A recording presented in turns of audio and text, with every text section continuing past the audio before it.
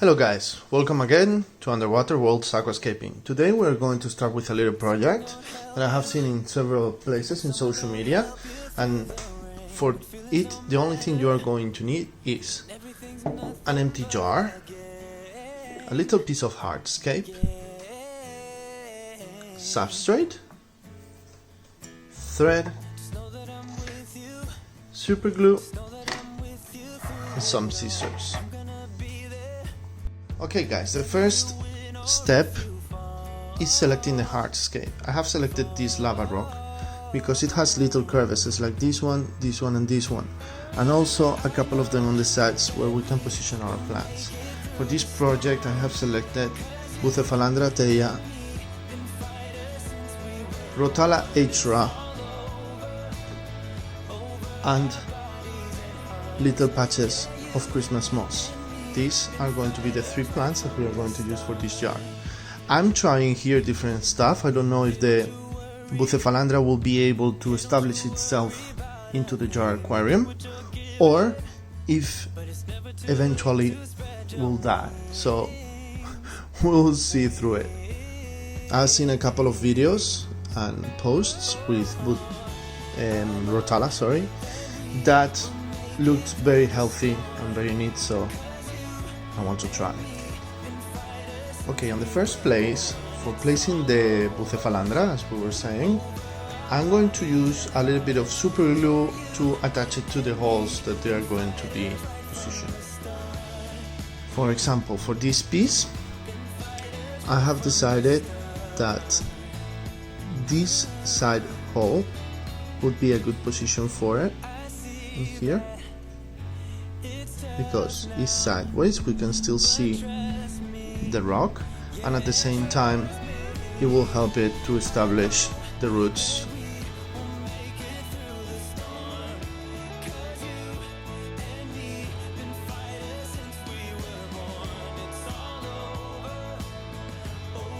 As a second step, we are going to position the moss on the hardscape. In this case, as we said in the start of the video, we have Christmas moss. Normally we'll put it fully grown as it is, but for this specific project I want it to be established as fast as possible, so I'm going to cut it in different batches, and that will promote growth and a most successful population of moss.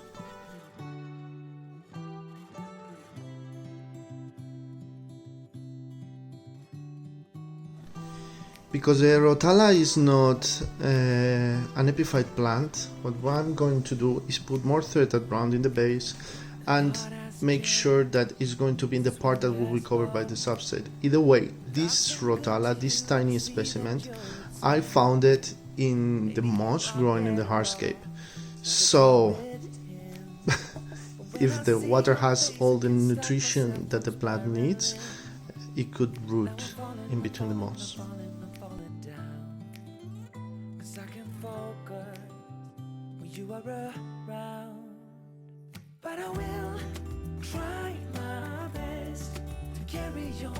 So this is how it will look.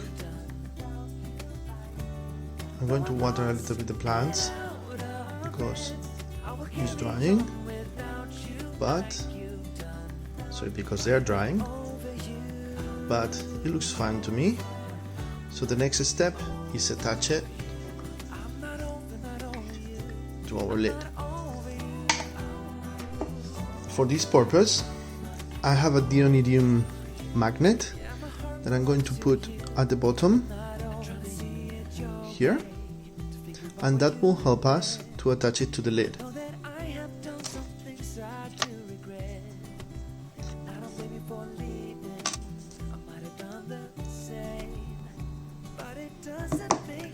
So now I'm going to let it dry in here while I water the plants.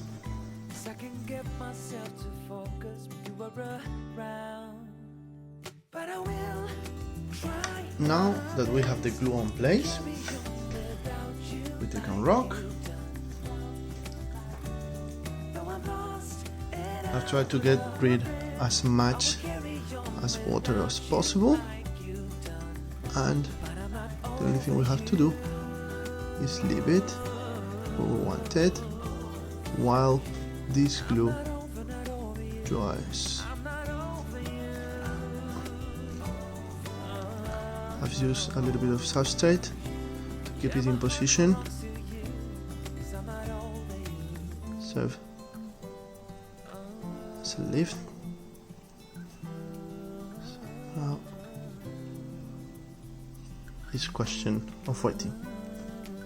Okay, the next step is putting the substrate inside of our jar. In this case I have everything ready, so I'm going to put it straight away. And there we go. Also for this tank, because algae can appear and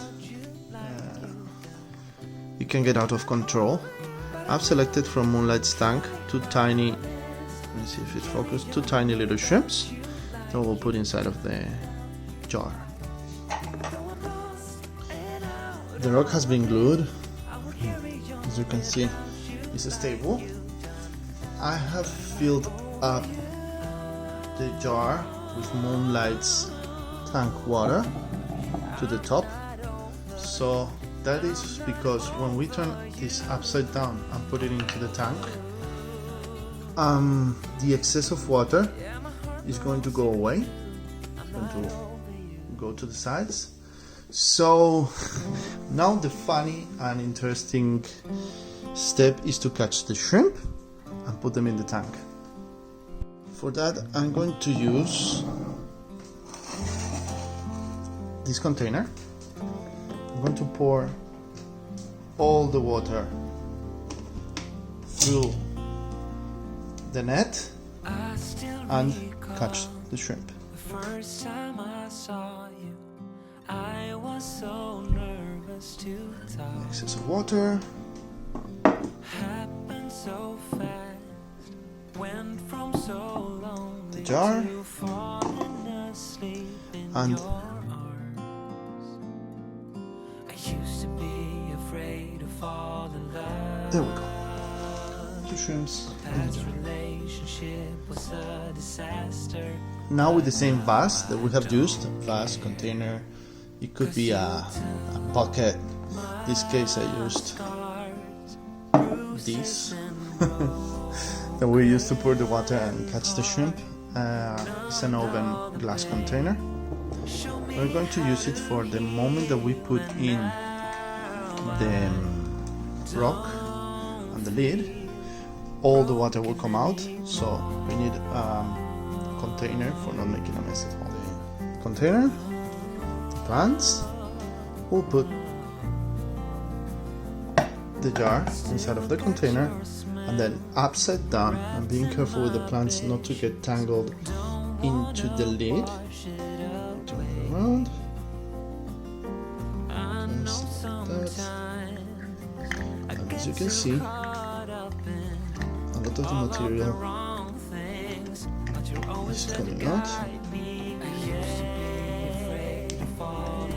So it's closed, and now we have to put it upside down slowly for not burying the shrimp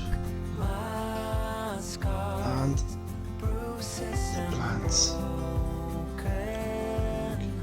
Certain movements around, just like that, just like this. We have our container finished.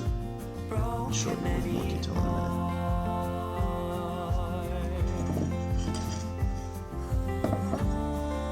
So guys, this is the final product. As soon as I saw the bubbles, that it happens also when you make a tank or a water change, and the temperature of the water or the inside of the house is different to the one on the outside.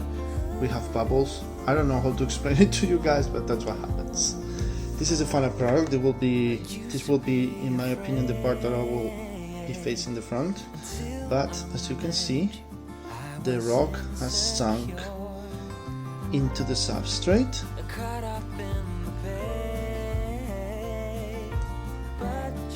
You can see all of the plants and everything. The Rotala HR is from a tank with very high quality light and CO2, so probably as it develops, the reddish color, the intense red color, will decrease a little bit. We'll have one of the fans here inside of the of the jar, but the color will be reduced. I think the Bucephalandra can do fine. With time, little bugs will appear, little protozoas and copepods, maybe tiny shrimp, not like these ones. But adding that to the shrimps, they will produce CO2, and I think there will be enough for the plants. In case that the plants are not able to survive, the shrimps will eat them. But I can assure you that the moss will survive 100%. I have at home a glass jar with just water and moss. I used to have 3 shrimps, but with the time they passed away. But it works, but I wanted to experiment with real plants, so we will see. Okay guys, thanks for watching. I hope that you liked the project. I'll try to come with more little tiny things to make, maybe turn a terrarium or something like that. But this is for now. This is all for now. And see you soon. I have to say, I have to do like Judy's and Sherpa design and manage to create or buy a platform that it will rotate with not that much effort and without having my fat fingers around. But I think it looks cool, guys. I hope you like it, and we'll see you in the next one. Bye.